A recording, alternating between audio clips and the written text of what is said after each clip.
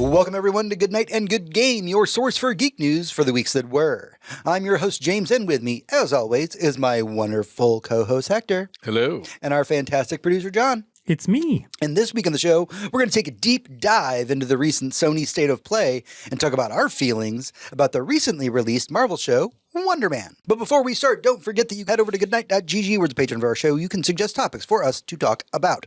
Also, as a patron, you get access to our off-week episodes. We are now in Season 2 of our Tales from the Crypt watch and recap, and it's only $1 to join our Patreon. All right, with all that out of the way, let's get into the news in the Weekly Raid. The Weekly Raid.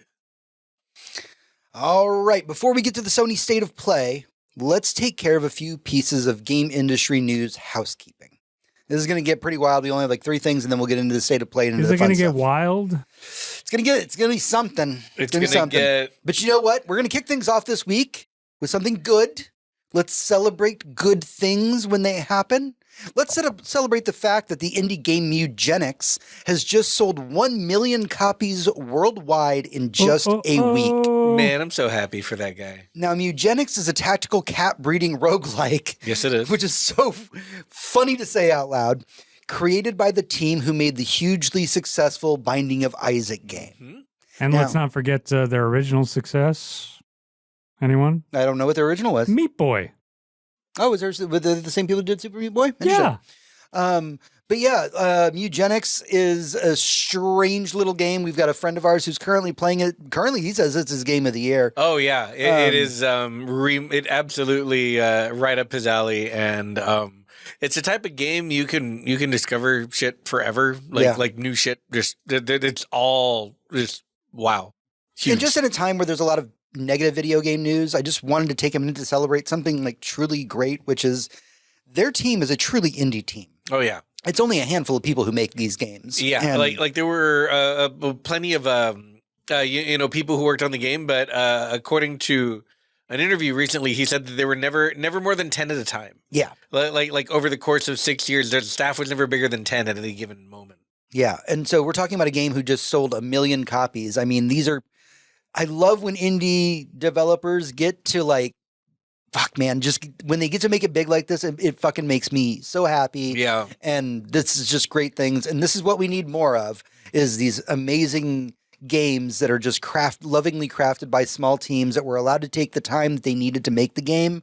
And this is the product that we get. Because, Eugenics was announced something like 7 years ago, I want to say. Yeah. They've been working on it for, between 8 and 6 years. Yeah, absolutely. Yeah, and for those of us who never have played any of the games, some of us might have seen the movie Indie Game, which heavily featured Edmund McMillan and his partner, whose name I'm quickly forgetting right now, Tyler Glale. God, I'm going to screw that up. Glale? Yeah. Glale. Yes. That's pretty close. Yeah. Did you guys see Indie Game? I did. Yeah, I loved it. Fantastic. Unfortunately, I was a huge fan of the game Fez before I watched that. And then was not afterwards. Yep. Like, the game's still good, but it's tainted forever. Don't look up your artists, people. Yeah. All right, before we get to the really fun news, we got to at least have a couple of bad news, as always. Sony will be closing Austin-based studio Bluepoint next month. Bloomberg has reported, just today, actually, is the time of recording. About 70 employees are facing layoffs. Bluepoint was the studio that gave us the Demon's Souls and Shadow of the Colossus remakes, as well as assisting very heavily with projects like God of War Ragnarok. So I really, I wish you would put this after the State of Play, specifically because I'm going to shit all over Sony right now. And it's going to be hard for me to be excited about any of the cool announcements that came out of their State of Play. But you're talking about a studio that more than faithfully remade 2 of the most celebrated indie darlings of their catalog. Just incredible games made by incredible studios that they stood behind and made actual improvements to those games. They modernize them in a way that you don't see in remasters, that you hardly ever see outside of Capcom in remakes. Like, this was next level shit. They understood things about Demon Souls that From Software barely remembers about Demon Souls. When they made that remake, it was art in and of itself, while also still being a remake of another property. This studio should be right up there with Naughty Dog and Sony Santa Monica. The bastions of the art that comes out of Sony Studios, the Insomniacs of the world, the Sucker Punches of the world. I considered Blue Point right there. And they put them on a motherfucking live service God of War game, which is the dumbest idea I've ever heard. For a game, just first of all, I don't know if like you look at spreadsheets all day and it makes your dick hard, but if you've ever played a video game, that probably sounds stupid to you. And they tasked them with this impossible task, had 4 other live service games fail in the last year, just like some of them flopping like all-time flops. Like Concord was an all-time flop. And when they canceled the project, they decided, oh, this studio cost us a bunch of money because we assigned them something fucking stupid instead of something they should be doing. Let's fire them all. What I'm hearing is that you're saying that this is a management problem, not the developer problem. Yes, I'm saying... How dare you? How dare you? Everyone in charge of this decision, everyone who decided that we should axe the studio should be immediately fired by the heads of Sony Computer Entertainment. Like right now. I will sign that petition. I will tell them that to their faces in front of their families. I do not believe you play video games. I do not believe you pay attention to the industry you are in charge of. Like, this is an actual what the fuck moment. Instead of doing that, you should show them the data how AI is better at replacing CEOs than employees. Yeah, 100%. I hope you're replaced by AI. And I would never say that to a working human being, but you deserve it. This is the most boneheaded thing ever, and it's an incredible opportunity for anyone who wants a ready-made team that is amazing at making remakes. If anyone, any company with a back catalog wants to instantly be on the level of, Night Dive and as far as remakes go, but the artistic level of any of the best Sony teams, hire all of these people. Grab them immediately. Yeah. Give them jobs, pay them better than they were getting paid, and sign long-term contracts with them. Yeah. You won't be disappointed. Absolutely. One more set of bad news before we get into fun game news. Riot Games, the developers of League of Legends, has announced that they're laying off about 80 employees that are working on their latest project, a fighting game called 2XKO. Now, this game was recently released, and the game has a huge following in the fighting game community. However, Riot claims that engagement with the title has not reached the numbers that they were expecting. Now, Riot has stated they are discontinuing support, or not discontinuing support from the game.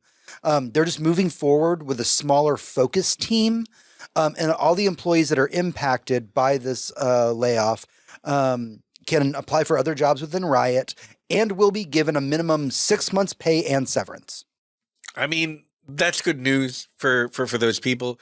This is a weird one for me because I had heard good things about this fighting game. I'm not much of a fighting game guy, but I'm close enough to the industry to hear the buzz, and this one had good buzz. Yep. We are having a bit of a convergence right now. There are a lot of really hyped fighting games all about to come out at the same time. And there's only so much room. Yep, very true. Which we learn over and over again in our industry. So maybe that's this move. It could be. Now, remember, to go back to this. Yeah, the game's not gone. They said they're not canceling the game. Right. They're just having less focus on it.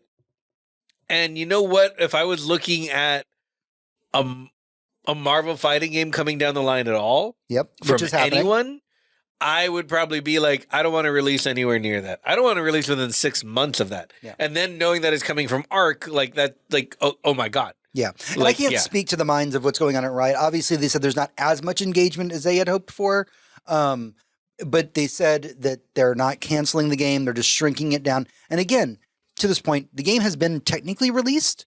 So you don't need as big of a team now to maintain and create content. Right. Yeah, and if they want to let it chill for a year or more and then like ramp it back up, that's great. I just wish they wouldn't be laying anybody off for this. Just move to another team. Let's see what the numbers look like after Evo. Yeah, good point. You know, if this is a big deal at Evo, you know, who knows? Maybe they'll ramp the numbers back up. Who knows?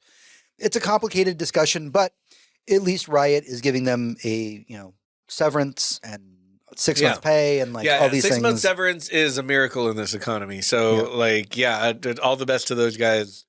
If you do get laid off, I hope you land somewhere good. Yeah. All right. So let's get into some fun gaming news and talk about the recent Sony State of Play. Most of the stuff we're going to be talking about, not Sony related. So we can kind of enjoy that. This was arguably one of the best State of Plays in a very long time. Agreed. And we can't cover all of it because it would take the entire episode to do that. But I picked out the highlights, the things that like really are worth talking about and just, you know, having the minimum having a brief discussion about. And I want to open it up weirdly, and I never thought that I would say this, talking about 007 First Light. I am not a James Bond guy. I tend to find him a bit creepy and unsettling in most of the movies that I have seen him in. To be fair, we've only really watched the first several, and yeah, he's a rapist in those, so I don't blame you. Yep. He gets better. Right. Really looking forward to the Daniel Craig movies. But 007 First Light it looks really good. It's a James Bond origin story. And it looks like it's trying to like fill the Uncharted hole in everybody's lives. Yeah, and which is the smartest thing they could have possibly done because those games are meant to feel like you're watching a movie. And the thing about James Bond and the reason that there is almost zero way to get me to care about a James Bond video game is because this is not an established franchise with like interesting mechanics. You know, show me 10 James Bond games, I will show you 10 different video games, completely different video games. Mm-hmm. And so while this is a great genre to ape for this franchise, you announce a 007 video game, I'm thinking like AA at best, you know, usually a piece of crap first-person shooter or something like that. Mm-hmm. This looks really good. This looks like a game that if it didn't have this franchise attached to it, I would still be interested in because it looks fun in the exact same way Uncharted did. Yeah. So true story. Yeah. I've never seen a James Bond movie. Really, not a single one. Really, I was in the same boat for a long time. Wow. I'm surprised. James. All right. So let's move on from 007 First Light. And the next thing I want to talk about is Control Resonant. So we got to see the newest entry from Remedy Games, which is Control Resonant. And instead of me sitting here talking all about it, I'm going to hand it over to the person that got me into the Remedy games. Hector, why don't you talk about this? Yeah, so Control Resonant, what to say?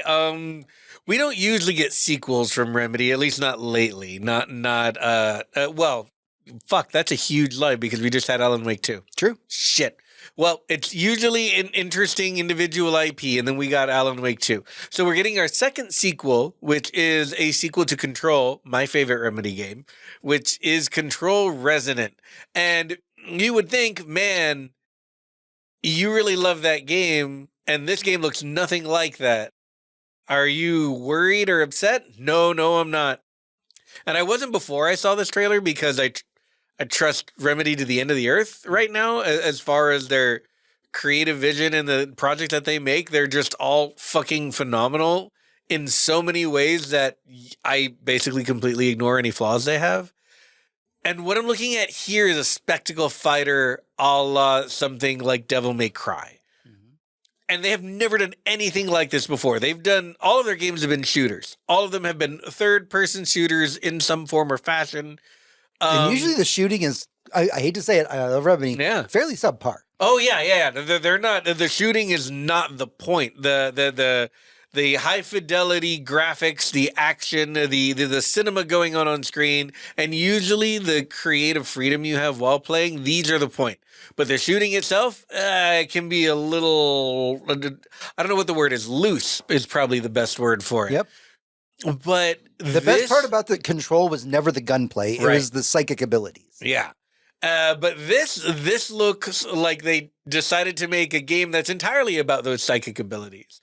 Because you're always pushing forward. You have giant fuck-off weapons to hit people with. You can alter your own gravity, and like it's not like running up a wall, it's like making a wall the floor. It looks like that the scene in like Inception or Doctor Strange where everything just rotates. Yeah, things rotate around you.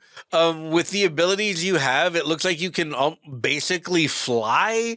This is my favorite part, is you spent the entire first game playing, the new director that was chosen as you started. Jesse Faden, yeah. Jesse Faden, and who was, for the entire game, just looking for her brother. Yep. And now you're playing as her brother, and you're not inside the oldest house. The entire first game took place inside the oldest house. And what I'm looking at looks like the oldest house went outside. It and did. that is terrifying if you played the first game. It is very terrifying. So, yeah, this looks like it will probably be my game of the year, and it hasn't, I've not even touched it yet. But I have very, very high hopes for this game.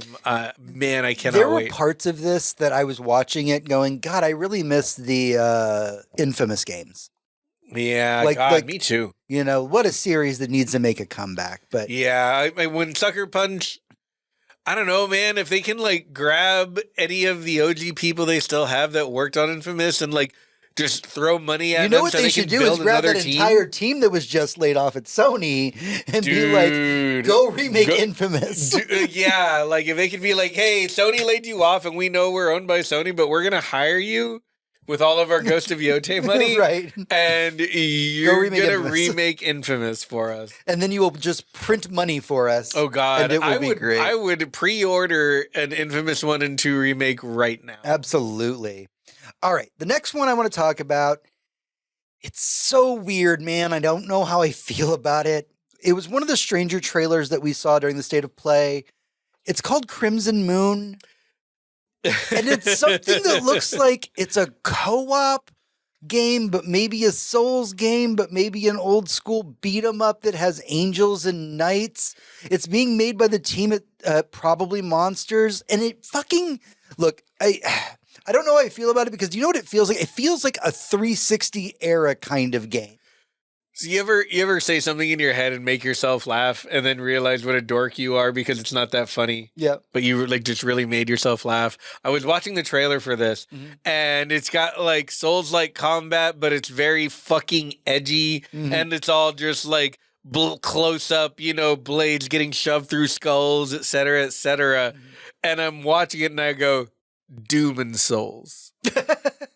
And I started laughing and like that's what the game is called now. It's called Doom and Souls because it's Doom and Demon Souls. That's all I see. This does look very 360. We're watching the trailer now. It really I thought it was a Darksiders game. Yeah, it looks just like Darksiders / Zelda. Exactly like Darksiders. Yeah. Yeah, and you know what? The fact that it's co-op and you play with your bros.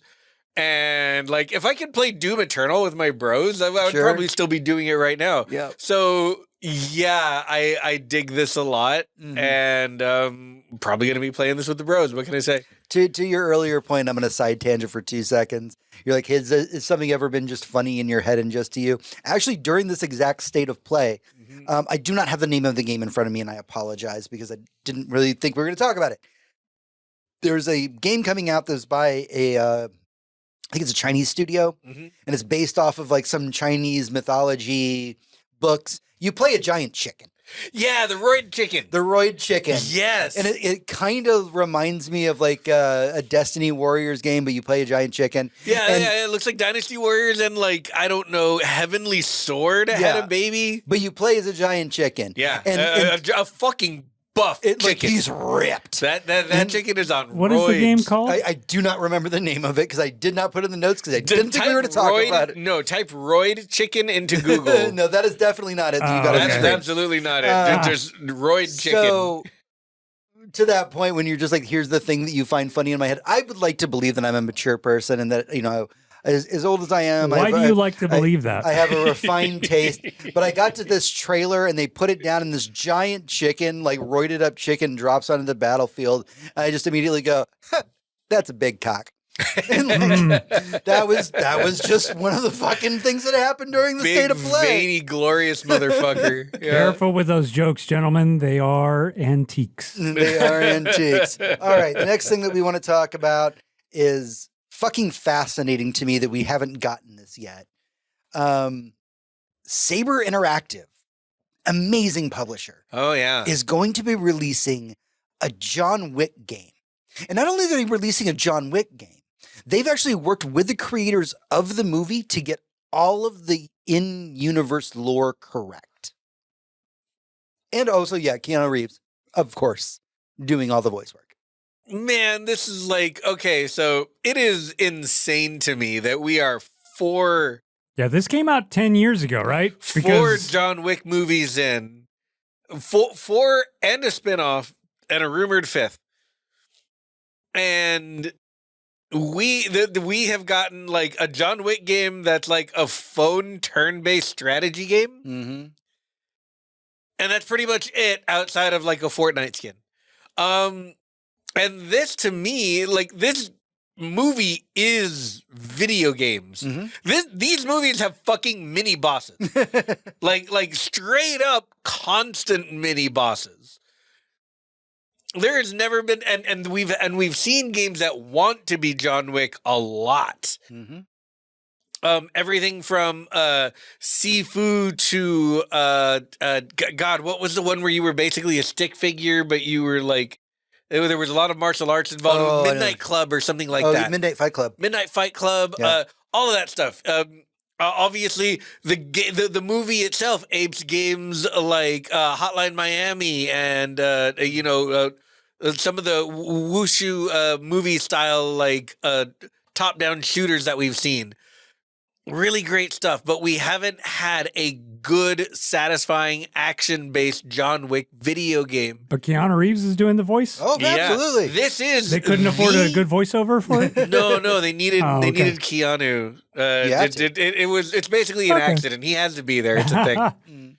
He did the movie, Yeah, I remember that. but yeah, we're getting the John Wick video game by a good studio who probably won't fuck it up. So like, This is very exciting. Remind me, what is the studio? Saber Interactive. They most recently did the Warhammer Space Marine 2 video. Yes, that is correct. The beloved Warhammer Space Yeah. Marine. Oh 2. yeah, so good, so Yeah. good. And just looking at the movie, there was looking at the trailer when compared to the movie, you can tell they fucking get it. Yeah. There were so many shots where I could be like, that's John Wick without ever seeing his face. Oh, I knew way before Just we knew. because of the way he held his gun, the way he held his body, the way he punched and kicked. It's like that's fucking Baba Yaga right there. Yep, absolutely. All right, so the next one that we're going to talk about here, this is definitely one that Hector's going to take a little bit more point on, but they showed another trailer for Marathon. The reason for this is that Bungie has announced a server slam at the end of this month that anybody wanting to try out Marathon on your PS5 or your PC, you can try it out. It's their Marathon is the upcoming live service game by Bungie Studios, who brought us things like Destiny, or originally Halo. Hector, would you explain a little bit about the gameplay and why you're excited for all of this? Oh, yeah. Let me try. I'm going to do my best not to explain any Marathon lore because we would be here until the next show. So I'll just talk about like why the franchise is important. It's a precursor to Halo made by Bungie. It's a precursor to fucking Doom made by Bungie. It is, that is how old this studio is, and that is how long they've been doing first-person shooters. Their pedigree is obviously amazing. I mean, with Destiny under their belts and Halo under their belts. And now they're bringing back the Marathon franchise and making it a shooter. Like Halo is no longer under the belts, am I correct? No. Halo belongs to Microsoft and is now under 343, but it's Bungie's brainchild, and it has a lot of Marathon iconography in it. Like a lot. Like the main symbol is basically a Marathon symbol. So Marathon has been in the DNA of all of these games since forever. Now this game is an extraction shooter, PvP, PvE extraction shooter. What you're going to have is a lot like Arc Raiders, which I was talking about a lot late last year because I had a really good time with it. You pick your class, you pick your character, you pick your loadout, you dive in, hopefully with some friends, but in a team of 3. You try and grab some loot. There are very difficult NPC interactions that you can take on for good loot, or you can just kill the other humans around you and take theirs. So on and so forth. That it's an attraction shooter. All of the Marathon universe with an incredibly beautiful Marathon-inspired art style that there were a lot of troubles with that Sony has since mea culpa'd and hopefully given a hearty middle finger to AI for probably causing them this problem. Aside from the controversy and aside from everything else, when this game was first announced, people were like, oh, fuck, another extraction shooter. It lost goodwill really quickly. And then even more so after the downfall that was, Concord. Mm-hmm. And so Concord dies and everyone's like, oh, man, I don't know, is Marathon okay? Then the art thing happened. And it was discovered that a lot of their art, a few specific images, but a lot of the style of the art for the game was taken from one specific artist online, basically stolen verbatim for a few images. Did she ever get a payout for that? Is that they were quietly settled out of court. Ooh, yep. Beautiful. Yeah, so hopefully that was very, very nice for them. But lately, Bungie has been doing small events where you can play the game and getting it into the hands of a few people for alpha tests. And everything that I hear, all of the buzz has turned around completely. People are very interested in this game suddenly. People are, doing a whole bunch of cosmetic art. The Reddit is very lively.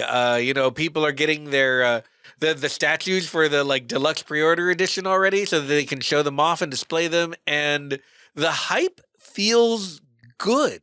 Mm-hmm. And I'm pretty excited for it simply because it's Marathon. And if you want to know anything more about Marathon, check out the Mandalore Gaming videos. He does all of the lore, and it is fucking wild. It is the wildest. It is a whole jungle.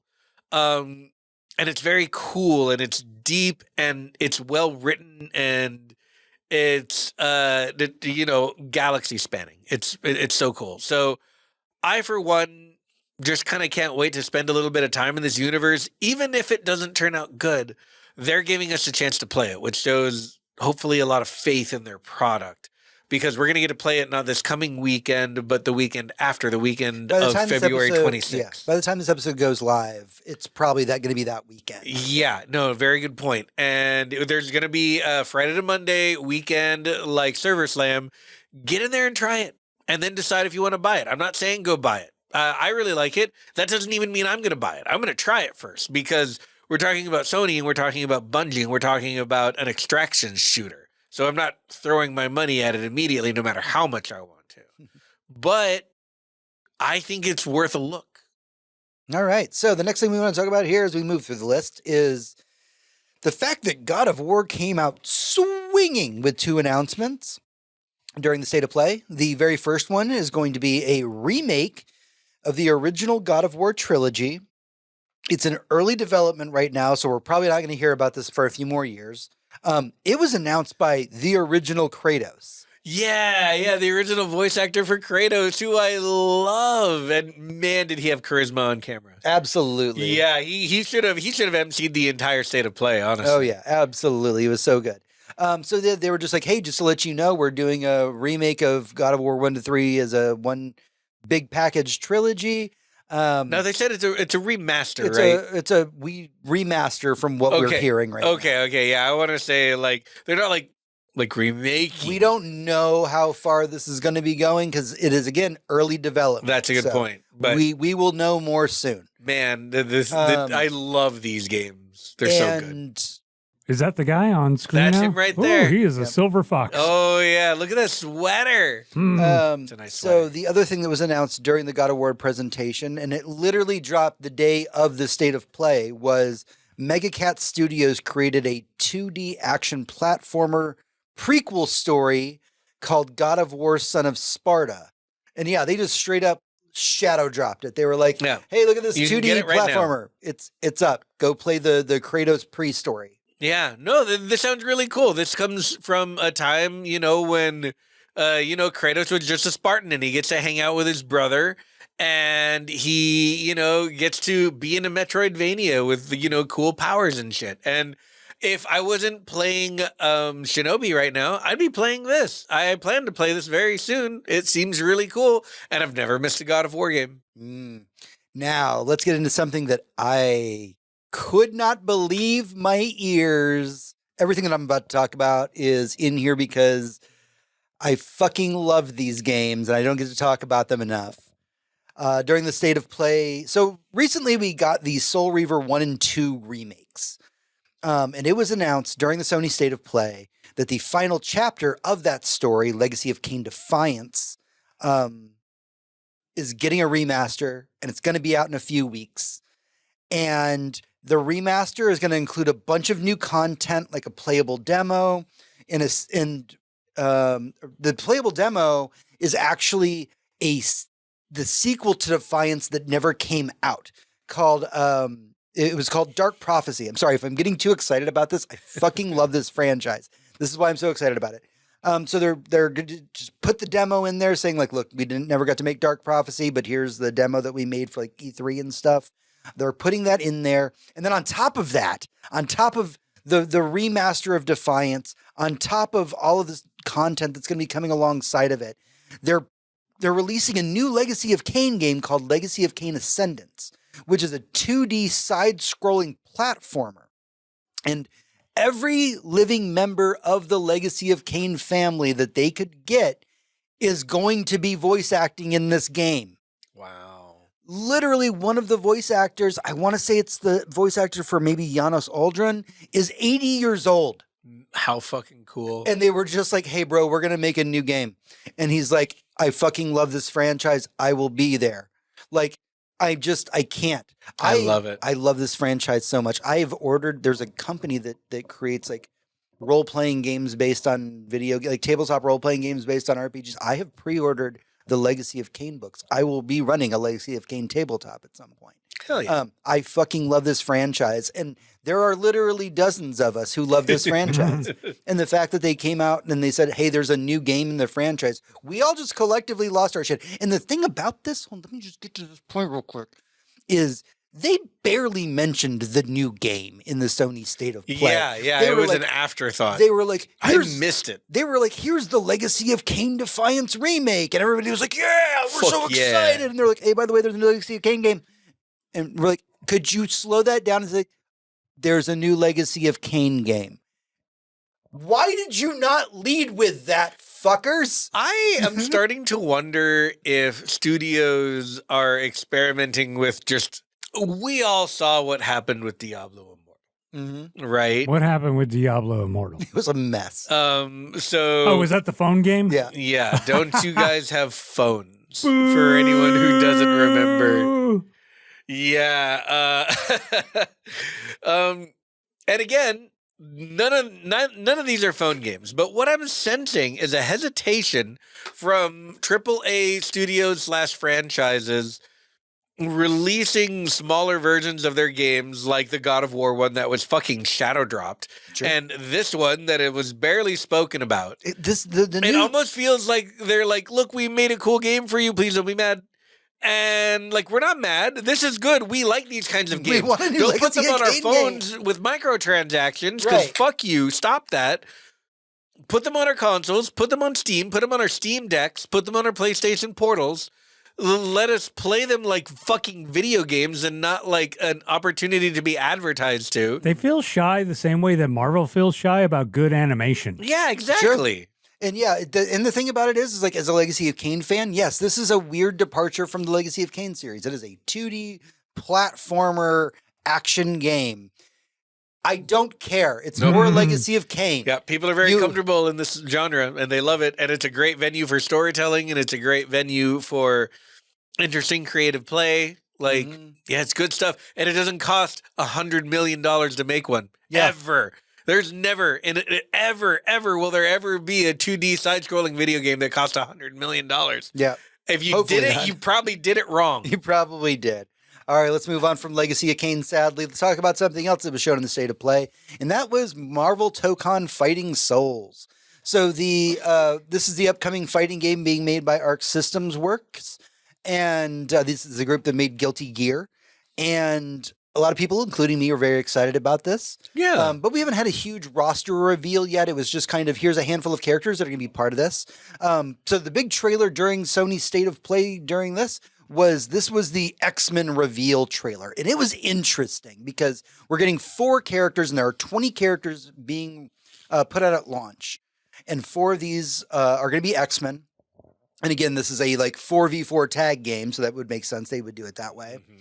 But the roster that they showed for the X-Men fucking blew my mind. I would have never in 100 years put Vegas odds on.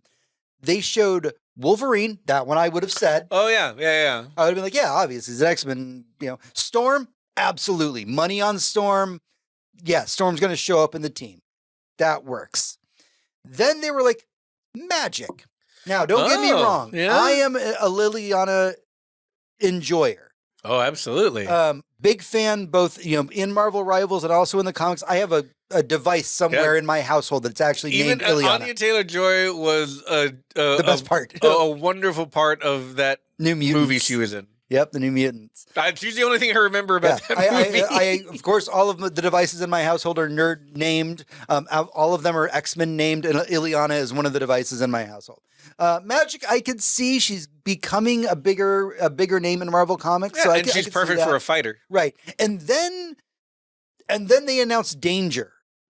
Yeah. I had to look this one up, everyone. I just want to let you know. And I read X-Men comics. I haven't read in a while, but I didn't know who the fuck Danger was. Danger is an android who is the AI for the Danger Room that has a physical form. That's the fucking coolest thing I ever heard. Why didn't I know about Danger? Right. So that's going to be our roster of our X-Men characters starting out from Marvel Tokon. Okay, but that's not a mutant, though, right? I mean, that's a robot. The roster said it's the X-Men roster. No, yeah, no. I was just like technically, but technically no. Okay, I just wanted to be eliminated sure as half of that it them. wasn't somehow this is a mutant. No. Okay, We will get into the lore of Danger in a future episode. I hope so because I am fucking curious. All right. We need to start winding down the whole ass Sony State of Play, but Still fucking mad at you, Sony. one of the weirder parts about the State of Play was Konami just got a whole ass section. A whole ass section. Oh, yeah. A whole section of ass in this entire thing. So let's talk about some of the games that got announced during the Konami part of this. First up, Metal Gear Solid Collection Volume 2 was shown. Dude. With 2 fan favorite games finally getting ports to the PS5. The first one being Metal Gear Solid fucking 4, which has never gotten a release since the PS3. So you had to play it. You had to play it on a PS3. And let me tell you, as someone who's done it like probably 8 times, it is annoying to fucking play it on a PS3. It was annoying when the PS3 You've played came it 8 out. times? Yes. It has a 2-hour ending. Yes, it does. I love this franchise more than I should probably admit. But between every chapter, the game had to be uninstalled and then reinstalled onto the PlayStation hard drive from the Blu-ray. This game was awful to play on a PlayStation 3 the minute it came out. Still love the game. Oh god, there's that whole scene where you go through the microwave. Oh, and yeah. And you have to mash for what feels like hours. and you can hear your PS3 taking off like a jet engine while it goes. Like Kojima intentionally coded this part of the game to just burn out your PS3. Yeah, and burn you out too. Like you needed everything in the room to feel tired when the section was over. So incredible game. No good way to play it since it came out, pretty much. And we're getting that now. Yep. We're getting the good way to play. Yeah, Metal Gear 4 finally. Yeah, fucking Sons of the Patriots. The final story for Solid Snake. But on top of that, we're getting Metal Gear Solid Peace Walker. Now, if you're not Whoa, familiar old with this gem. title, this is a very beloved game on the PSP. Like, people who are Metal Gear fans that had a PSP speak of Peace Walker with reverence. Oh, yeah.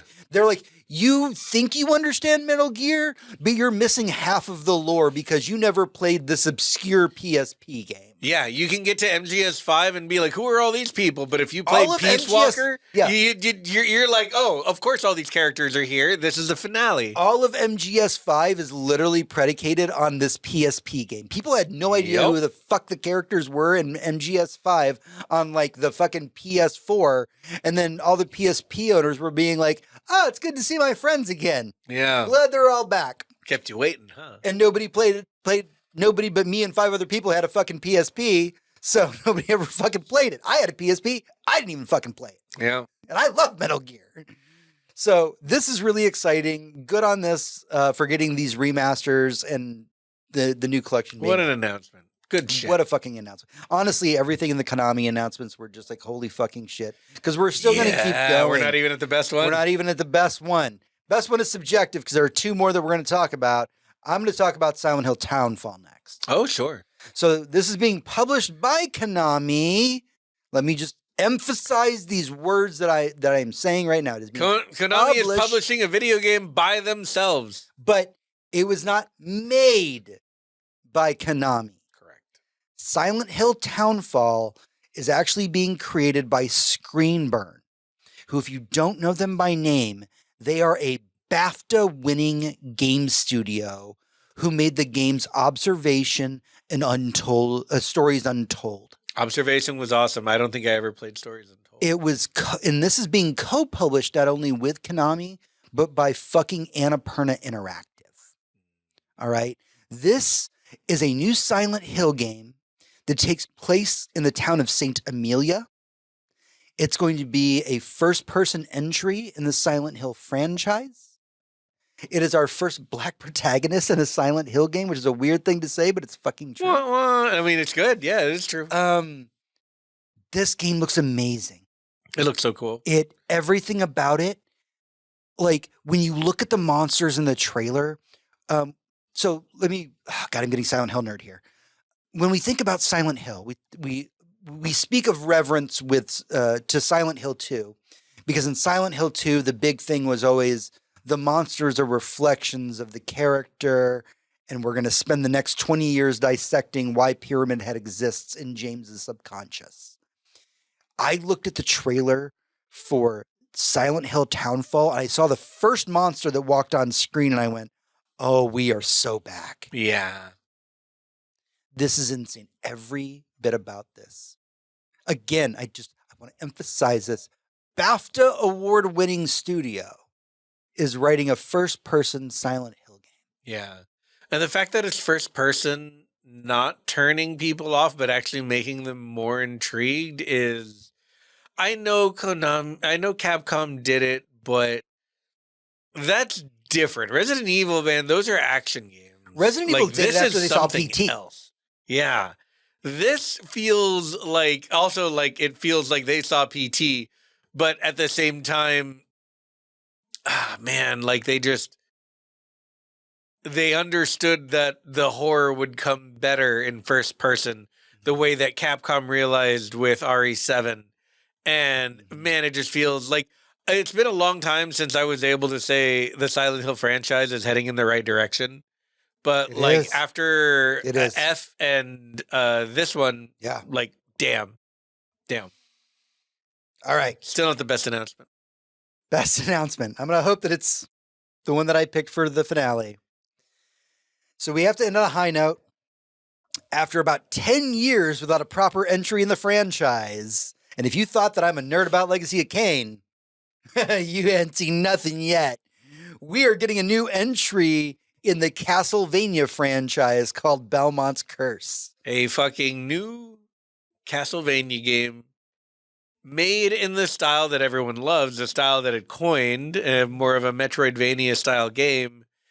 Did we get to play as a girl? Yes. Oh, They have not told us who she is. However, this game is called Castlevania Belmont's Curse. Mhm. There is a letter at the very end of the trailer saying the name Trevor. When I saw this trailer, I pointed at the screen and I said, that's fucking Sypha. Man.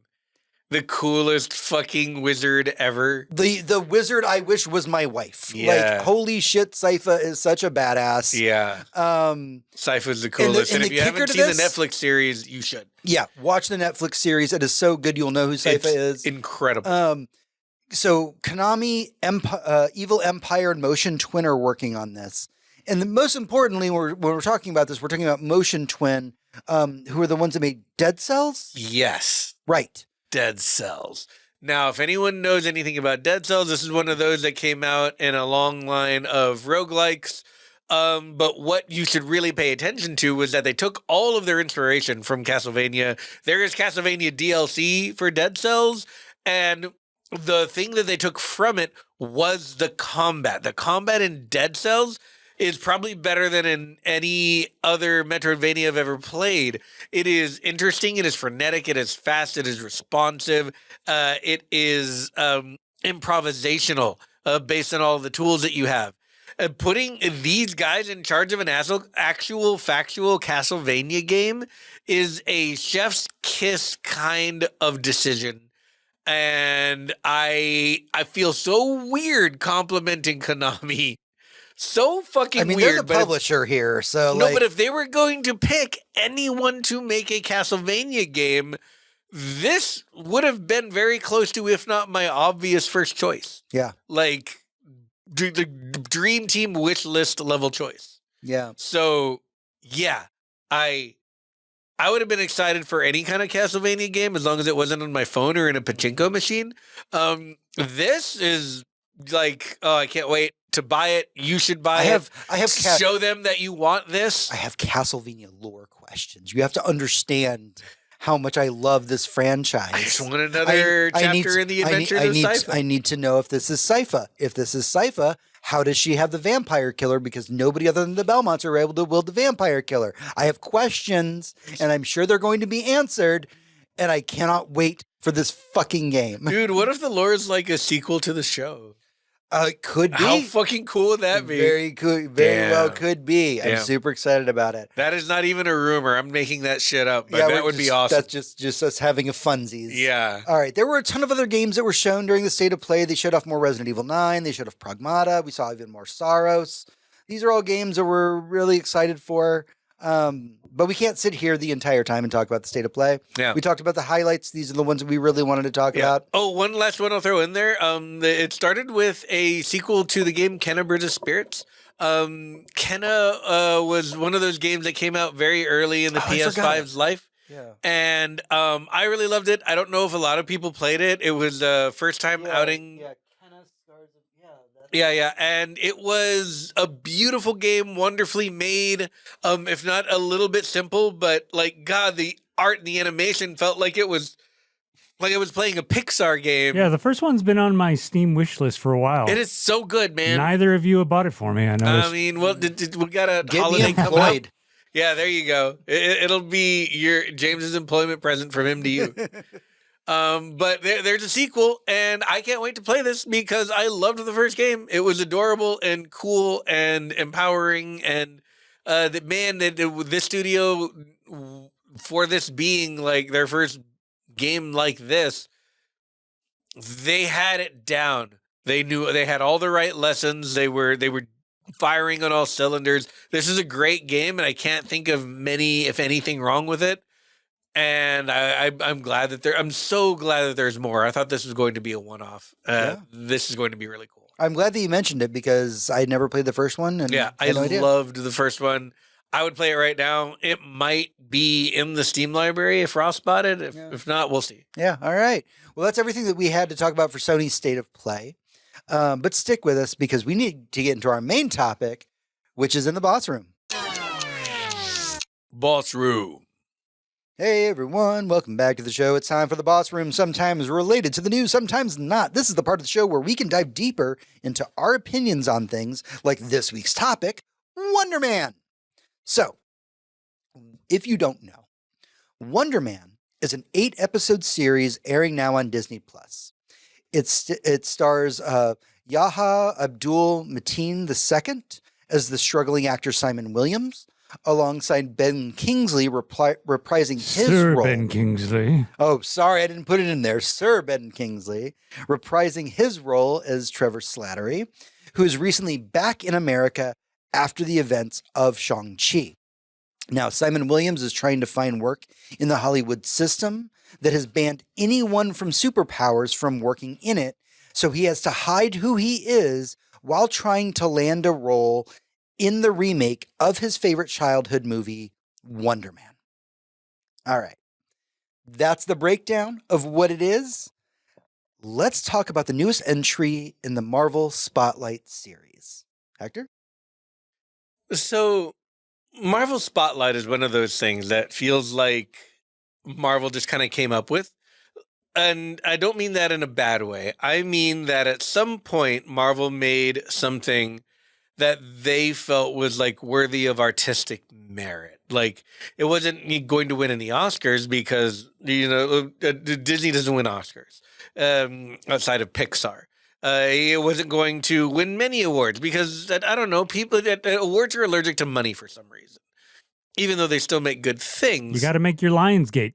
Exactly, right? So what they did is they're like, hey, this is worthy of watching for people who like stuff that, stuff with a message, stuff that you can dig your teeth into, stuff that's just, a little more advanced, a little bit more of a flavor and a texture to it.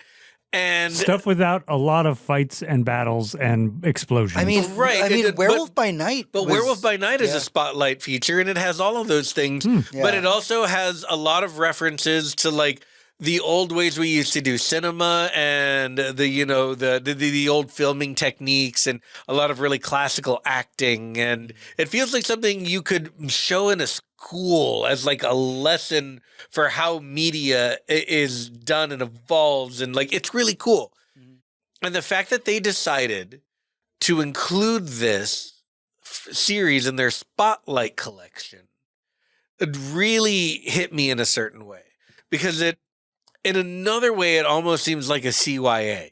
It seems like if you don't like this, if you think it's boring, don't worry, it's a Spotlight. Right. Or if it says something a little too artistic that our sponsors don't like, don't worry, it's just a Spotlight. Right. It's just, we're giving it 6 episodes and then, we probably won't mention it again.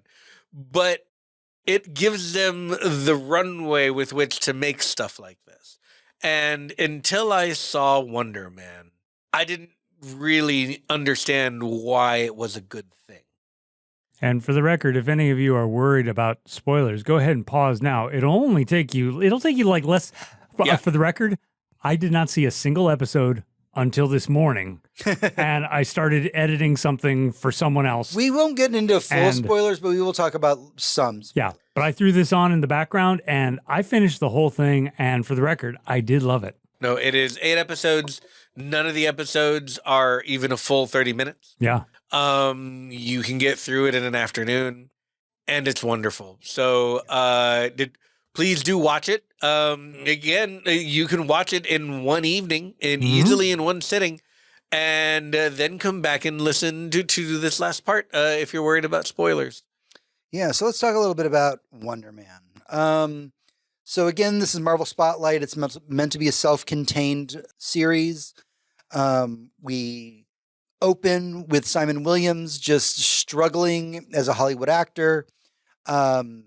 He's got his own method that he brings to the set. One of the reasons I was so fascinated to make John watch this is that you've worked in the Hollywood system. Can I tell you, please. To this moment, I think my favorite moment of the entire show was that opening scene where he does the LA actor method thing and gets his ass fired. Yeah, and I was so glad. I was like, yes, ooh. He's like this. You're way too into this character. I need you to leave. Because I tell you, I've seen so many actors do that. I've seen actors in literal like sketches, like putting on like cutouts of piece of black paper mustache sketches who are like, what is like the motive? What's the narrative arc for this guy? Like, what's his past? I'm like, you know what his job is? And this is a quote. If you've ever had a good acting teacher, you have heard this turn of phrase, which is, your motivation is to not get fired.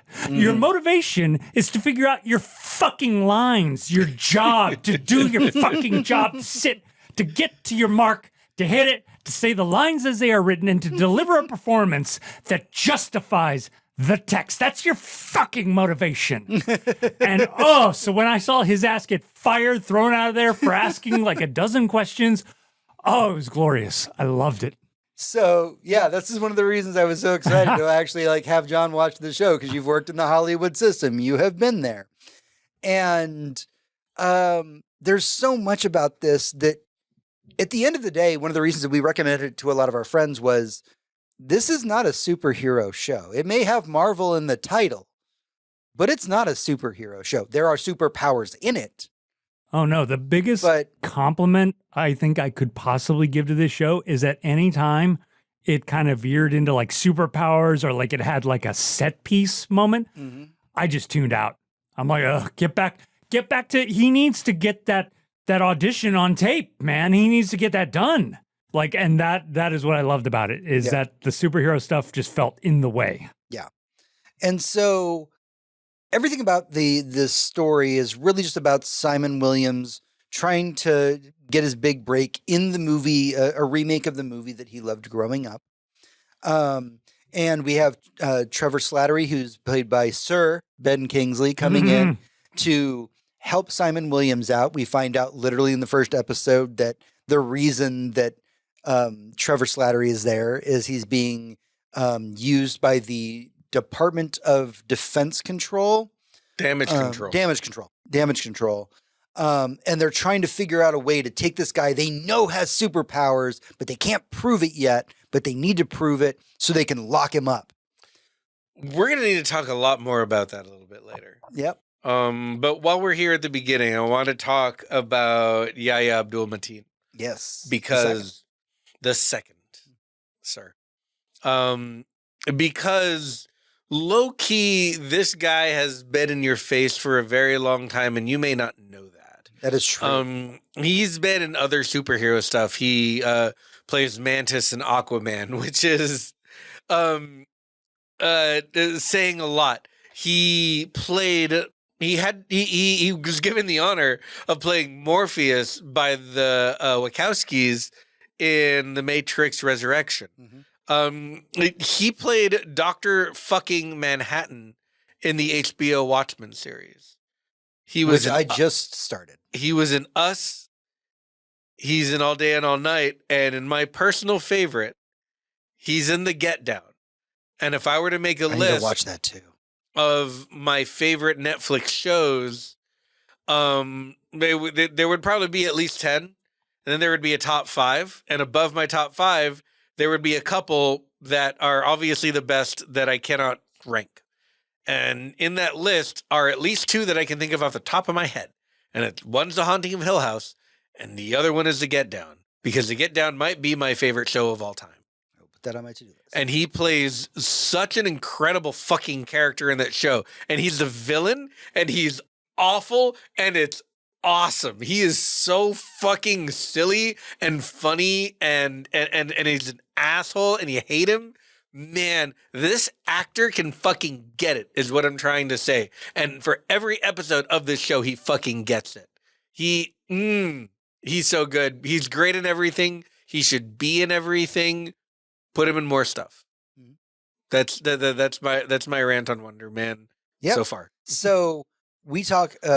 One of the beauties of this show is if you do get through it and enjoy it, one of the great things is to go and watch some of the interviews that were done, because much like the show itself, Sir Ben Kingsley and Yahya Abdul-Mateen II, they do all of their interviews together because they're paired that way in the show. And I shit you not, they are their characters. Yeah, their bromance is so real. And they talk about it in the interviews. They're like, look, I know that we're acting and these are our characters, but like, it's weird because this is actually who we are as people. Like, we just act this way naturally with one another. We stayed around each other. We did all of these things. And it's so fucking wholesome and great to watch. Much of the way that when Agatha All Along came out, there was a bunch of interviews that were specifically Aubrey Plaza and Catherine Hahn together, and they just were those characters, but like together. Yeah. This show feels unlike anything Marvel has done before. Even the initial trailers for Wonder Man, if you went and watched them, you felt like you were watching a trailer to an A24 film, not a Marvel movie. Yeah, it seemed like you were about to go see, Drive Away Dolls or something. Yeah, it felt like satire of the Marvel thing. Yeah. Oh yeah, the trailer for the show opens up with like superhero fatigue is real. Nobody wants to see a superhero movie. Simon Williams is trying to get cast in a superhero movie, and he probably shouldn't. Yeah, they're like, oh, thank you, awesome. I think that guy was a terrorist. Anyway. Yeah, and so there's, and the thing is that while you're watching this, you're watching Sir Ben Kingsley's character walk around and go like, how is he walking around? He was a terrorist like 5 minutes ago. It's all addressed in this show. Oh yeah, every bit of it. All of it's in there. And the advice he gives to his young struggling actor is so real and so great. If you are an actor out there, watch this fucking show. It's amazing. It's nothing but Ben Kingsley giving you excellent fucking advice. Yeah, like get out of your head, say the fucking lines. I'm going to talk in a second about episode 4, but before I do that, I want to mention like just 2 standout performances, which is Joe Pantoliano playing a fictional version of himself. This Baby's Day Out poster on the wall, and I laughed for 5 minutes. I had to pause because I couldn't get through this scene. Because I was laughing so hard at the fucking Baby's Day Out poster. Because that is a troll. That is a joke at the expense of Joe Pantoliano. And it is in his house, in his bathroom. And if you don't know him, if you've ever seen The Matrix, yes, you have. Yes, you have. Yeah. You've never eaten a steak without thinking about him. And second fucking hats off to Josh Gad. Fucking Josh Gad. Who also plays himself. And there's a scene in the club where he's DJing and he's singing like a rap version of the song from Frozen. Yeah, as Olaf. As Olaf. There's a scene where there's a guy who works at a bar and he's just talking to his manager, and Josh Gad got in and he's like, man, big crowd tonight. And she's like, yeah, everyone went nuts when Olaf started crowd surfing. Like, where the fuck is Josh Gad is my only question. Yeah. I'm literally crying laughing because like that entire thing was so So the song that he was singing in that scene, it plays over the end credits of that episode in its entirety with Josh Gad's improvised fucking DJ lines over the song. It's amazing. I didn't even know that was really a Frozen song. Like that's my lack of knowledge about Frozen, but I was just like, I get the joke. Haha, he's the guy from Frozen.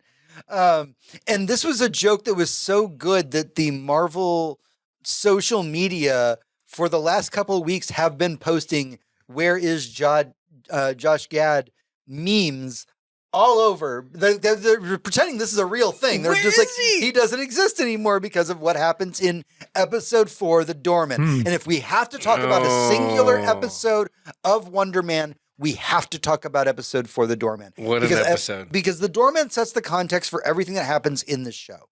It is a episode that it has nothing to do with the rest of the series and yet everything to do with the series. Right. It basically explains a lot of what's going on in the world, and none of the characters that we have been following in the show are in it. Yep. And so I'm going to give you, this is the one episode that I will give like the spoiler for, like we're going to talk about this, not at length, but I need to give you the TLDR because this is a beautifully shot episode. It's done in black and white while the rest of the series is in color.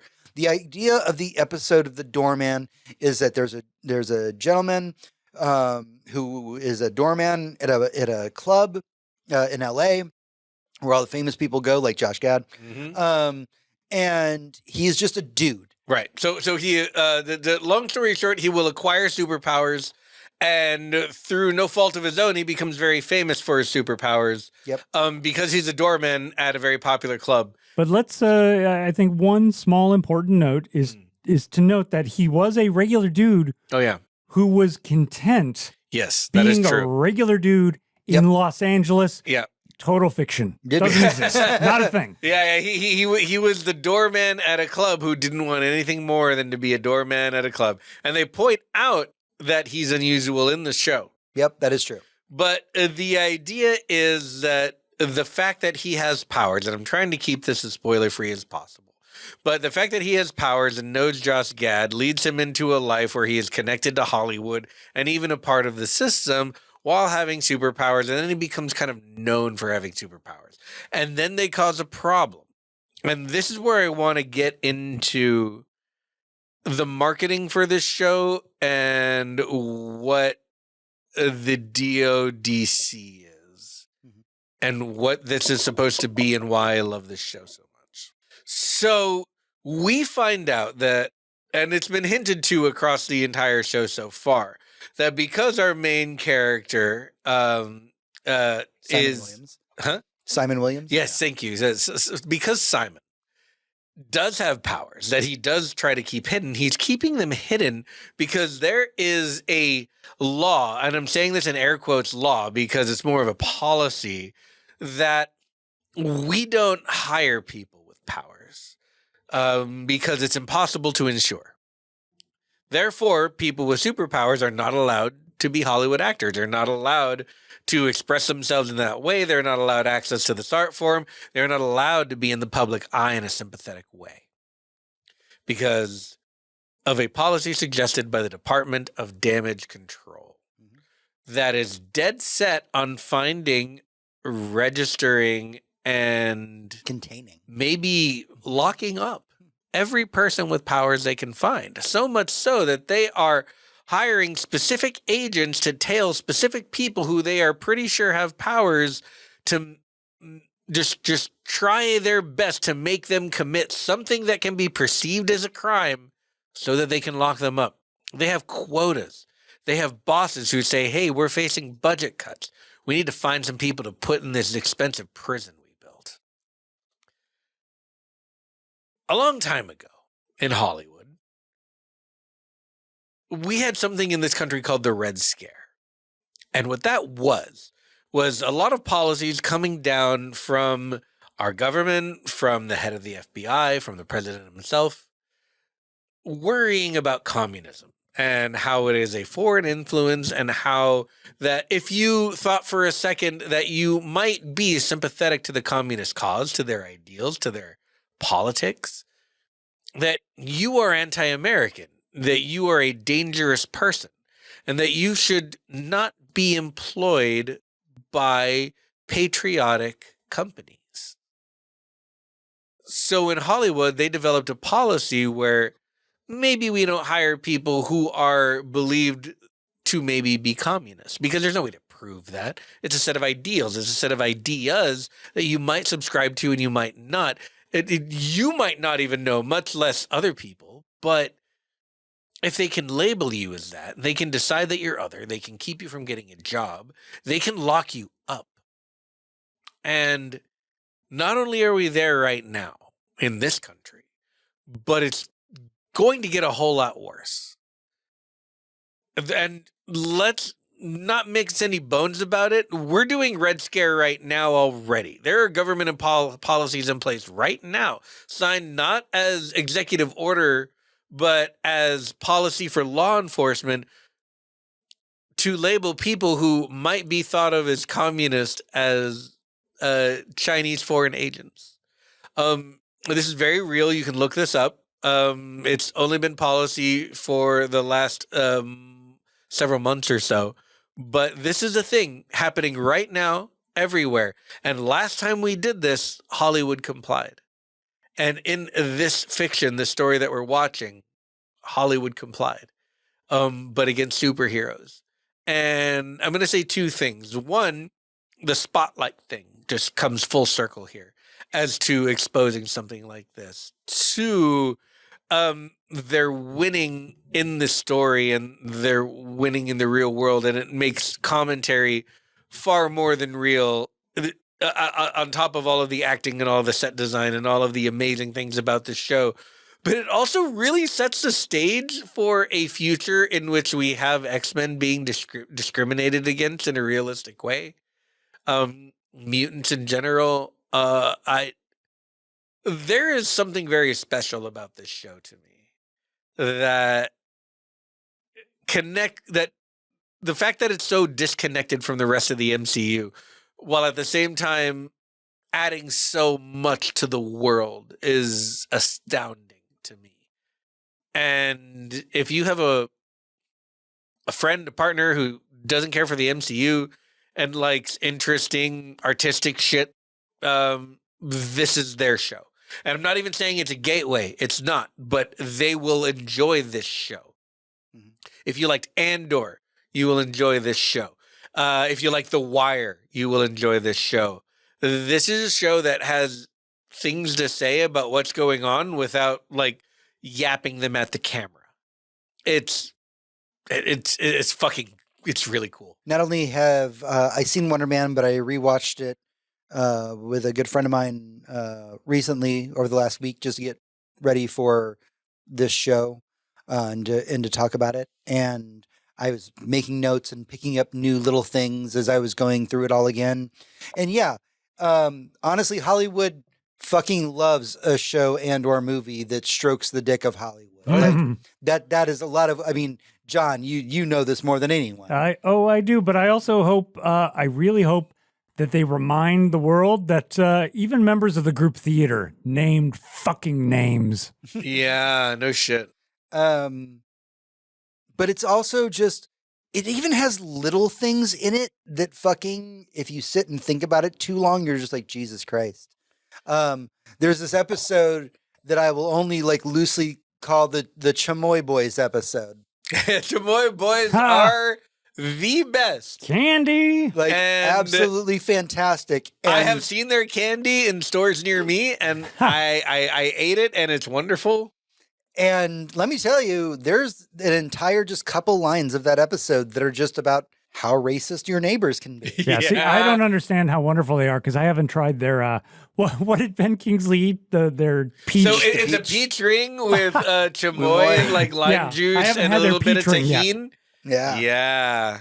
Yeah. But some of the highlights of Wonder Man, without going into spoilers, is that it's really unlike anything Marvel's done before. That it requires very little knowledge of the MCU to get into. You can probably... Yeah, you don't need to know anything about the MCU I to haven't watch seen any of the movies for the last 3 years. Yeah, no, and it doesn't matter. Like, anything you needed to know about Ben Kingsley is explained in the show, and they explain as much of it as you need to know. You don't need to watch the movies. Yep. The fact that this does feel like it was kind of A24 influenced and adjacent, like it's just, that's an awesome part of it. It's a show that is just very special. And I think that like these one-off Marvel shows that get to try something bold and unique. I rewatched both Agatha All Along and WandaVision recently, and I realized how special those shows were. Yeah. In the context of just being such a beautiful story that had, this is going to sound so redundant, but a story to tell that just let it be within the confines of that story. Yeah, it was like something out of Twilight Zone. Yeah, it was just its own unique thing. Yeah, it wasn't referencing other shit. It was just being itself. Yeah, all you needed to know in WandaVision was like these two characters were together and a bad thing happened. Like, and that gets covered in the show. And Wonder Man was very much that same kind of idea. It's just, we're going to tell this very clean, self-contained story.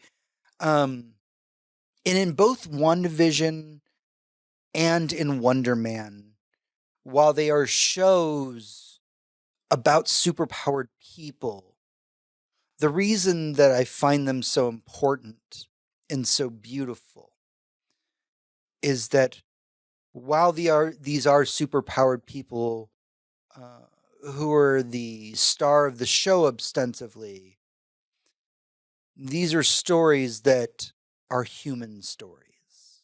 I think that while there are magical properties or superpowered properties that push the show forward, you could retell a very similar story without having the superpowers there and have people understand it. There's a beauty to Wonder Man that is, I think, especially right now, something we can all relate to, those struggling to find work. those trying to figure out who they are, those trying to move past maybe a darker part of their life, like Trevor Slattery is. Yes, they were the Mandarin at one point. Yes, Simon Williams has superpowers. But this show is never about the powers as the thing that needs to move the show forward. John, you said something when you came over today, before we were ever rolling tape on this episode, and you and I were just setting up for the show, and you were just kind of BSing to me. And you were saying that as you were watching it, the parts that you hated most about Wonder Man is every time the superpowers showed up.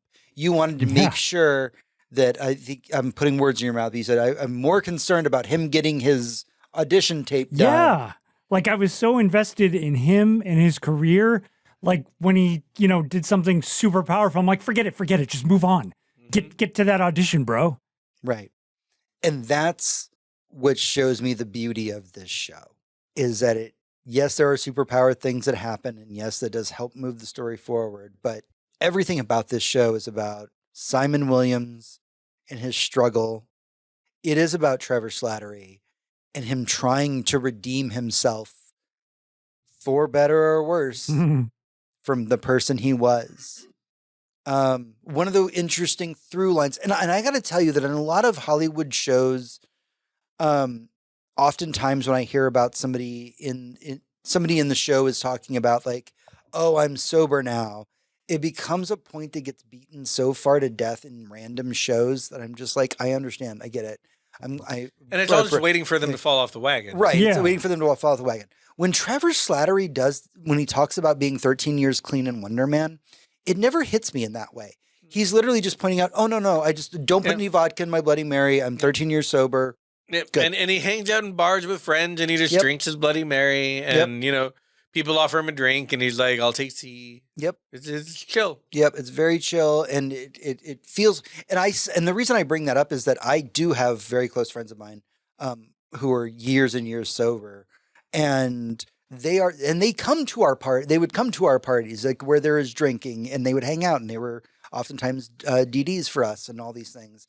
And it never felt like we were sitting there in the room all drinking going, yes, there's John. God, he's just so better than us because he's been so many years sober. Yeah, and you're not waiting every day for me to fall off the wagon. Yeah, because no, waiting for fall off the wagon. Like, no, it's just, that's our friend. He's hanging out with us. It's not a trope just because it happens. It's a trope because, writers need ideas. Right. And that's the most obvious one in the room. Yep. Yeah. What's something that like hangs out in the room? Yeah. And so it was just cool to see like Trevor be like, man, I was really fucked up. I'm 13 years sober. Just like Virgin Bloody Mary, please. Let's thumbs up. Move on. Let's go. Everything about this show, to wrap this whole thing up, is, to me, it felt very human. Mm-hmm. And we tried to keep it as spoiler-free as possible. If you haven't seen Wonder Man, I think everybody in this room can agree. Yeah. Fucking go watch Wonder Man. This is one to watch. Worth a watch. Even if you don't like Marvel stuff, watch it. It's good. In the same way that I said before, if you don't like anything about Star Wars at all, you should watch Andor. You should watch Wonder Man. Yeah, any actor out there, especially if you're auditioning, watch this show. If you're thinking about making movies, watch this show. Yeah. If you like anything about the process. All right, we're almost done with the podcast. We're going to wrap up the boss room, but it's time for our final quick segment as we get into the epilogue. Epilogue. All right, it's the epilogue. Welcome to the epilogue. It's time to dive into what we've been up to this week, what we've been playing, what we've been watching, what's been occupying our free time, and what has been making us happy. John, what have you been doing? Actually, I'm going to send it to Hector first because I'm going to get a cup of water. Wow, good job. Right. Hector, what have you been doing? Oh, man. So you and I, pretty much since the last time we did one of these, we played Neo 3. Yes, just came out. We played the absolute fuck out of Neo 3. Mm-hmm. What an awesome game. I'd like to hear more of your thoughts on it when it's your turn because it was your first one. Yeah. I mean, we can talk about it right now. I mean, so you've mentioned on the show before that there are Souls-likes and there are Neo-likes. Exactly. And Neo-likes are Souls-likes, but also Diablo-likes. All of these, there's a lot of loot. There's a lot of things that happen in it. It's a very intimidating game. Oh, yeah. Because, I mean, you have a whole Dark Souls game. And you've piled on it a whole Diablo game.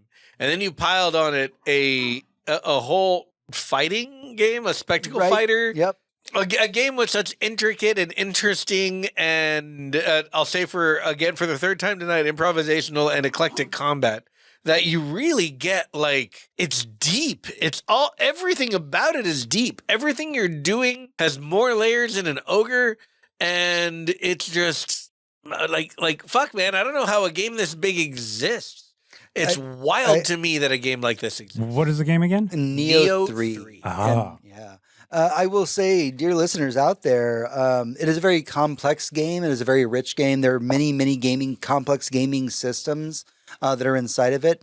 And I have to tell you, in all honesty, as somebody who really enjoyed, this is my first Neo game, because it's a 3-player game, having 2 people that are very competent at the game allowed me to just fuck off and not engage with any of those systems. And I'm going to tell you, for my first playthrough of that game, that was the best way to play it.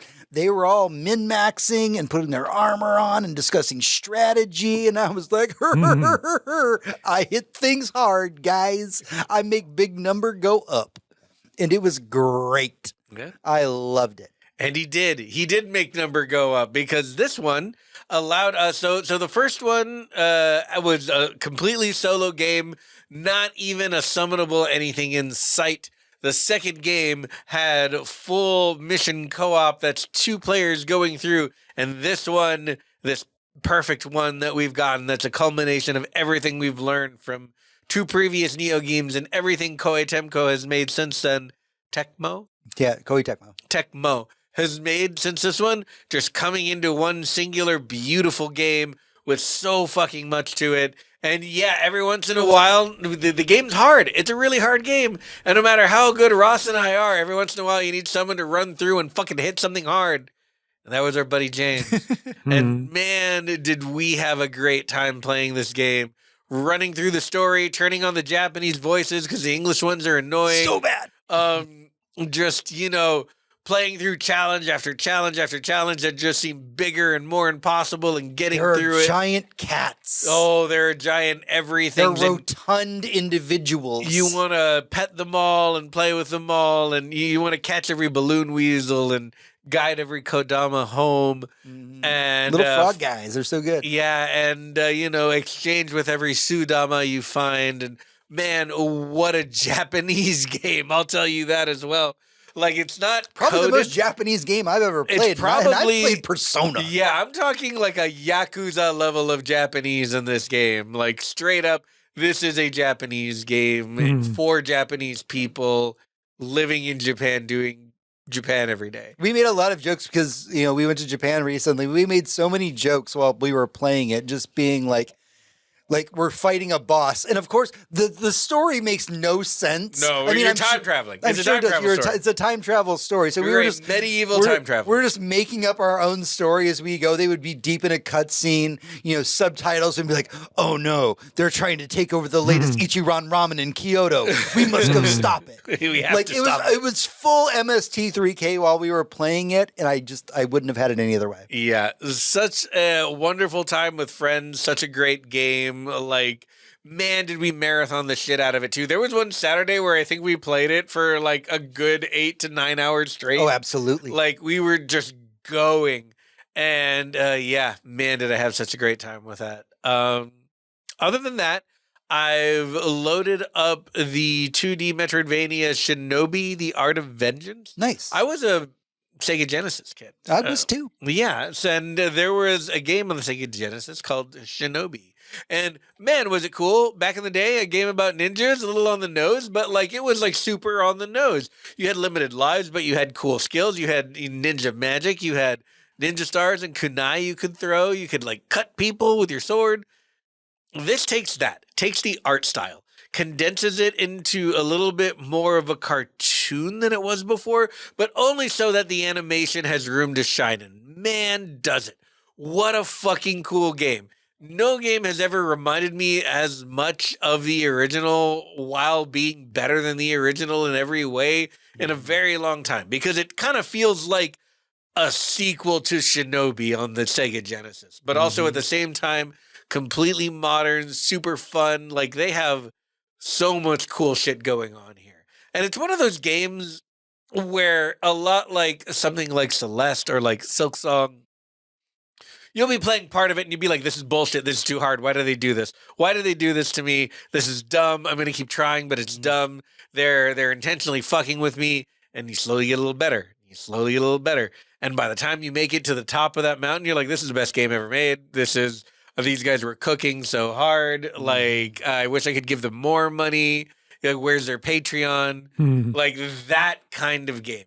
Man, I'm having such a good time with it. I want to say I'm close to halfway.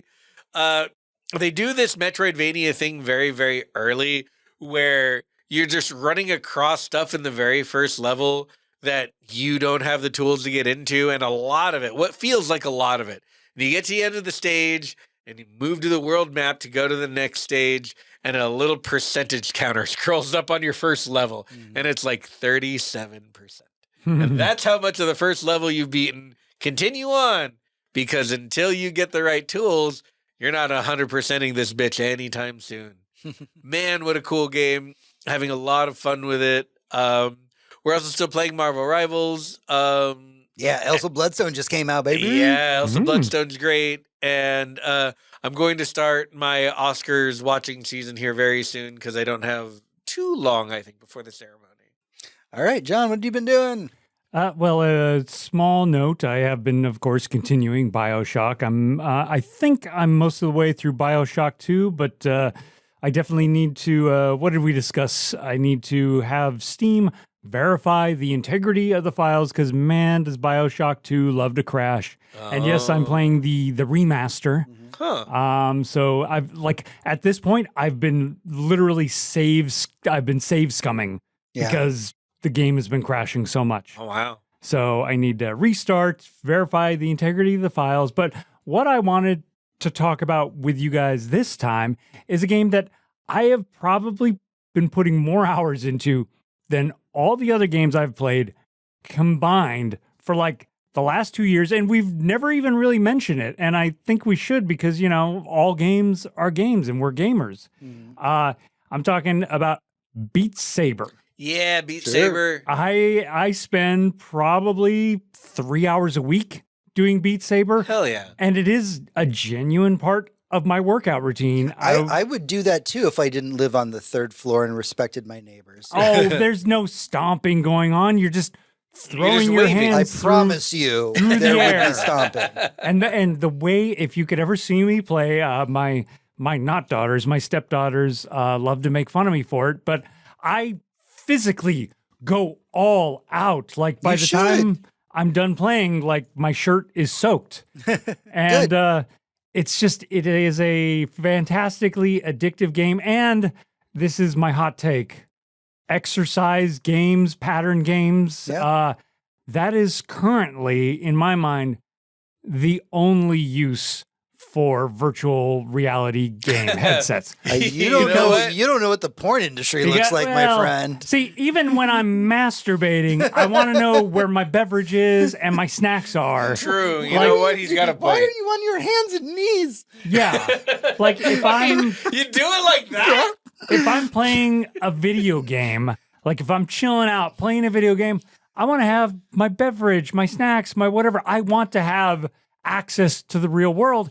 And when you put on the headset, you got to be all in. So it is like going to the gym. You got to put on your gear. I get it. Yeah. So I have my sweatband. And nowadays I even have weights on my hand. I have thumb through wrist weights. Nice. And so I've been... You are that guy. I am that guy. Nice. And now the last couple of months, I've even been going online and playing online competitions. And I got to say, I kick a lot of ass. Yeah. Nice. Good for you, dude. I sincerely, and this is going to sound weird, but I sincerely hope I'm defeating children and not other middle-aged people. No offense, middle-aged. Children have the Just skill. so you know, you were fighting exactly two groups of people. Children and the unemployed. Period. So I hope that I'm taking down those 12-year-olds.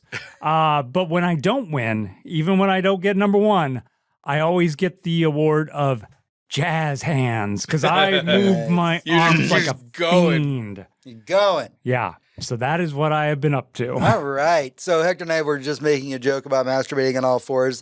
That is a reference to the very first episode of the latest season of Shorzy, Oh, which man. we just Oh, watched damn it. all of I recently. need to Yeah. catch up. Yeah, we watched that last week. Woo. Oh boy, man.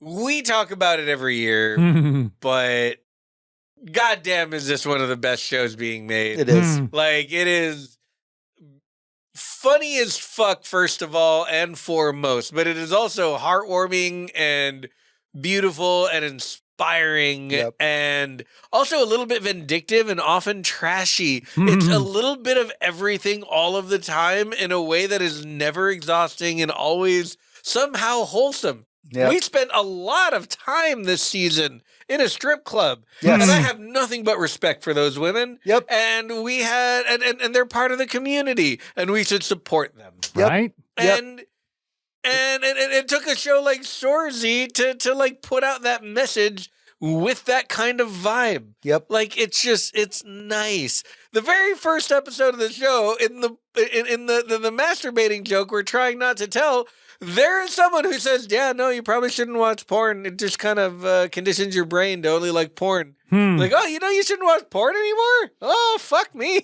It's Like, it's just such it's the opening 10 So minutes wholesome. is about how people watch porn and or masturbate. Yeah. And I fucking died. I had tears Yeah. in my eyes. It was so funny. Man, you know what's funny? So funny. Between Ted Lasso and Shorzy, I've been watching a lot of sitcoms with narratives of sports where nobody ever fucking scores a point. Yeah, Yep. that happens a lot in Ever. the new season of Shorzy. Welcome to yeah. it. Ever. Oh, yeah. Other things that I did over the course of the last week, so we can wrap all this up. Obviously, I watched Wonder Man again. We watched Fallout season 2. Oh, we finished Fallout. We did. We finished Fallout season 2. Yeah. Put So more of good. that in my fucking veins. That was so yeah. good. Can't wait for another season. Give Walton Goggins work forever. One of my favorite shows on Netflix, that I watched it once, loved it, and never watched it again, was called Hemlock Grove. Hell yeah, Hemlock Grove. Tom K. Jensen. Hemlock Grove Skarsgård. was one of the very first shows ever put onto Netflix, and recently was picked up for redistribution on Shudder. Nice. Fuck So yeah. I loaded up my Shudder account, and I've been rewatching Hemlock Grove. So weird. I've been trying to figure out a way to describe this, and the best way that I could describe it is like if Twilight was raunchy. Trying to describe this show is like trying to describe Tom K. Jensen's accent in this show. It's Right. like, what is this? Right. What are you Like, it's about a werewolf Like- and a vampire who are best friends. Yeah, don't get me wrong. Like, it's weird and I like it, but also I can't tell what you're trying to do. There is also a lot of wordage that we do not use in daily situations anymore. That is like on my rewatch, I'm like, oh, we don't say those words anymore. Yeah. And I get it. Like, there's a lot of it in the show. But also, like, it's still a really beautiful. Everybody is so sexy in this Everyone show. in this show is so Everybody fucking hot. Is Everyone. so hot. Always.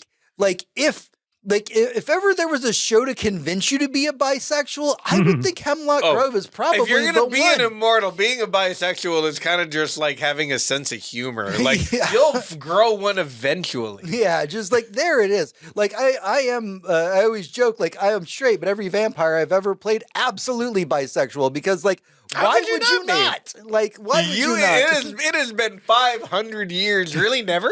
Yeah, right. Like, and you didn't get bored, Right. like.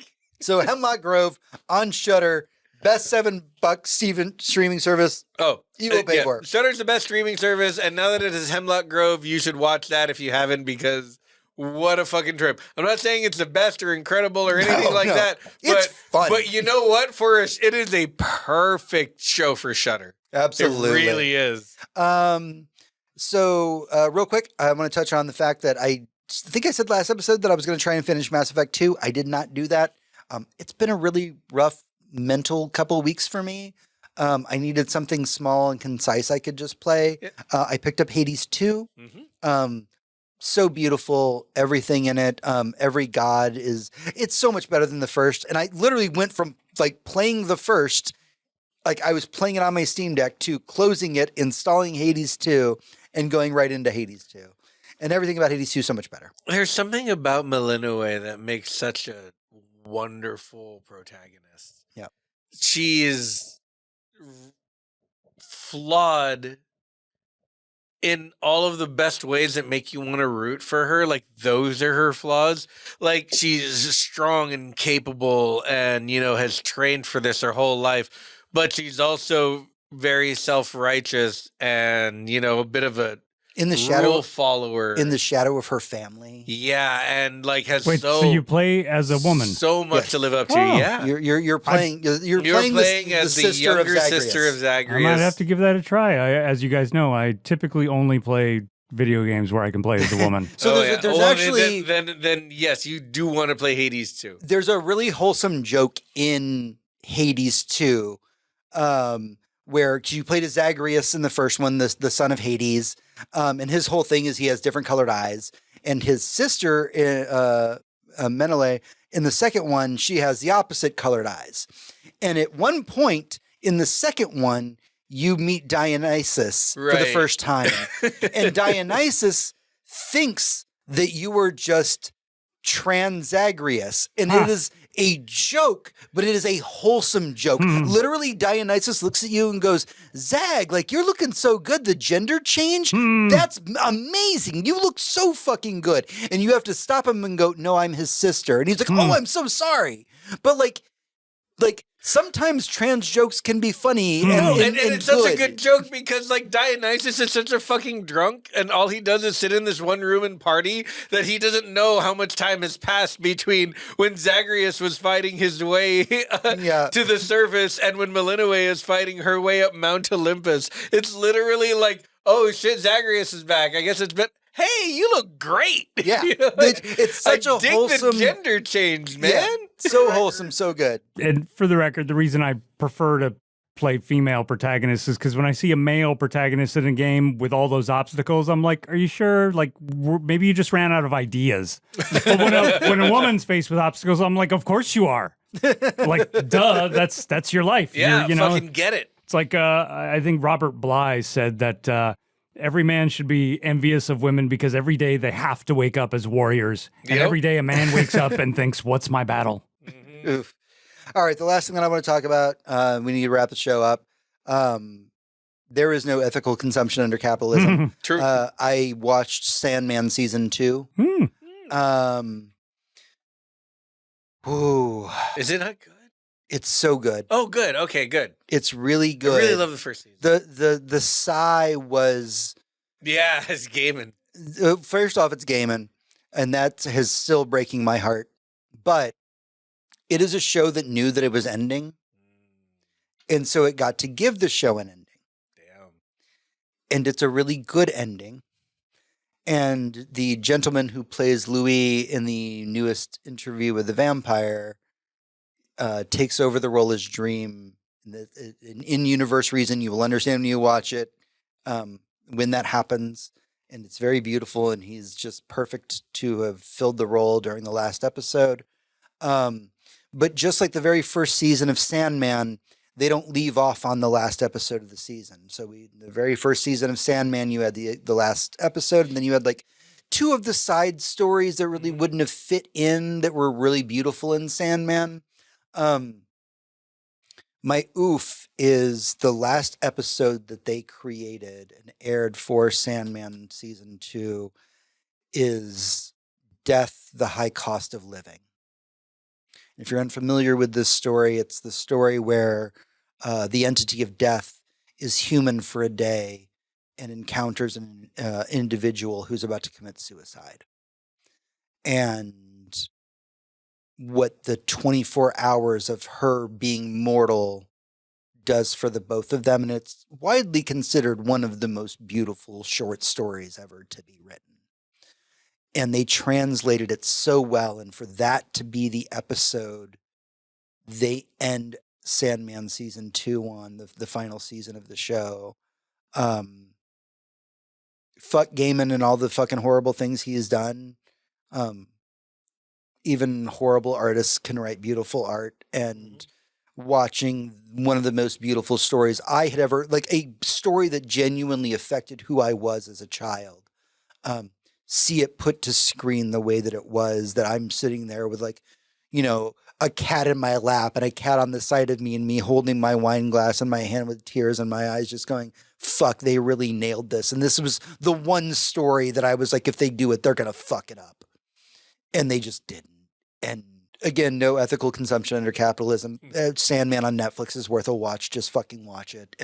Nothing will ever be as great as the original stories. Fuck, this gets close. But remember, if buying is an ownership, piracy is not theft. Very true. And also, when it comes to movies, no writer or director deserves all the credit for anything. That's very true. Every movie is a miracle of collaboration, and all of those people deserve your respect, even when you find out one or even a few of that project do not. So many people's work went into the creation of that thing, and you should enjoy it guilt-free because, like, it's not a book written by one person who sucks. That's harder to write. I've been harder to write yourself with. I've been dealing with that for a long time. Movies, I never care. Movies are massive collaborations. And everyone trying their best to make something good. And oftentimes it sucks, but sometimes it's incredible, and that always deserves praise. Yeah. All right, that's everything we have for the show this week. Don't forget that you can head over to goodnight.gg to become a patron of our show. You can head over to facebook.com/GNGGcast where you can chat with us, as well as at GNGGcast on Twitter and goodnight.gg on Blue Sky to talk to me directly. Gentlemen, thank you for a fantastic episode and a discussion of Wonder Man and everything else. But until next time, for Hector, this is James. For James, this is Hector. And for you, this is me. Everyone, good night. And good game.